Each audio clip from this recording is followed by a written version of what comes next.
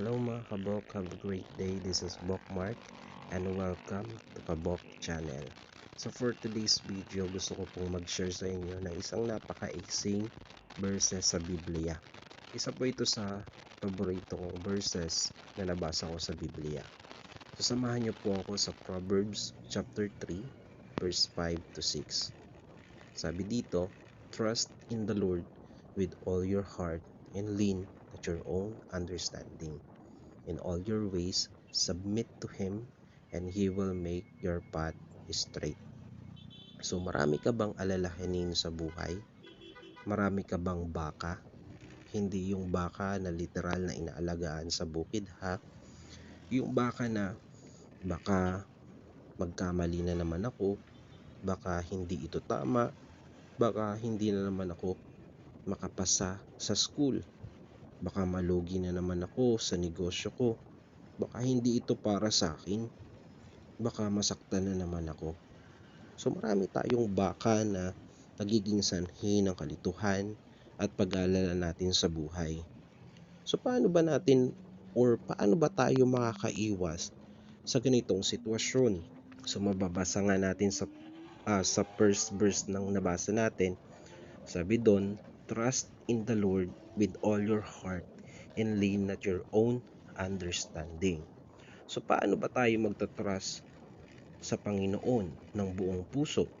Or kadalasan, marami tayong idea, solution, or plano sa buhay, pero lagi naman tayong nagfe-fail.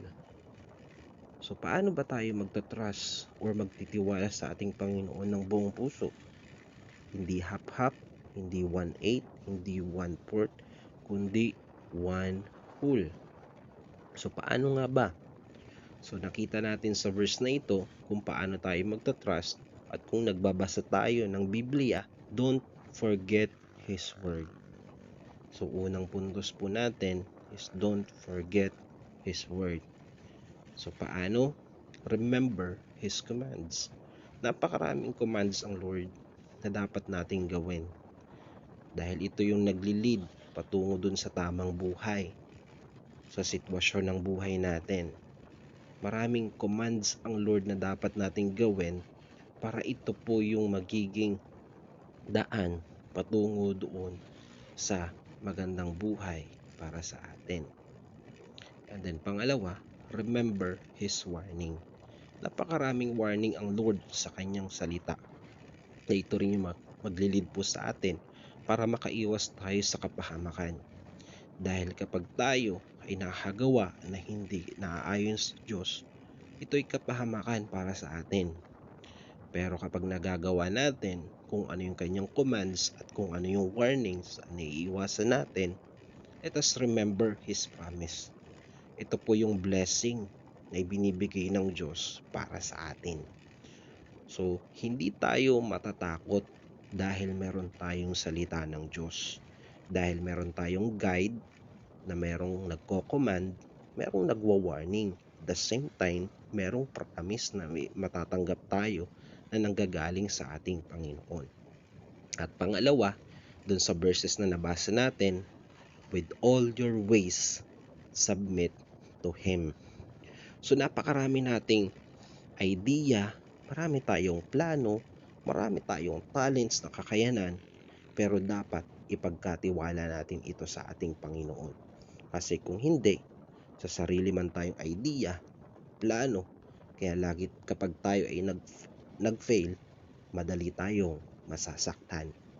Pero kapag nagtitiwala tayo sa Diyos, sa Kanyang salita, mag-fail man tayo, pero mauunawaan natin na hindi ito para sa atin at merong the best para sa atin.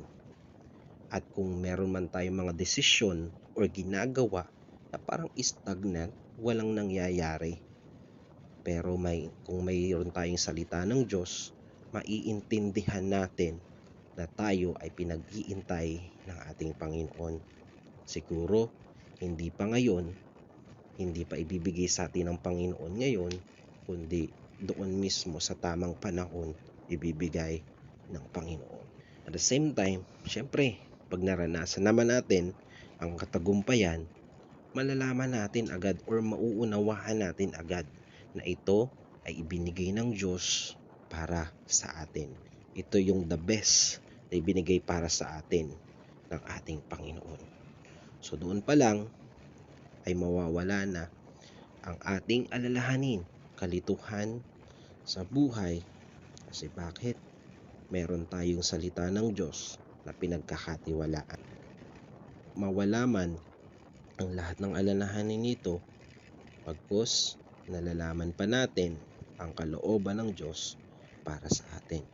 Kaya nga tama doon sa pangatlong stanza ng verse na nabasa natin, He will direct your path straight. So ito yung promise ng Lord. Kapag tayo ay nag-trust sa Kanya at sinabmit natin ang lahat ng ating mga lakarin sa buhay, idadirect ng Diyos ng maayos ang buhay natin. Doon sa magandang buhay na nakaabang sa atin, doon sa plano ng Diyos na naghihintay sa atin. So, I encourage you, let us trust in the Lord with all our heart and lean not our understanding, and with all our ways let us submit to Him, and the promise of God, He will make your path straight.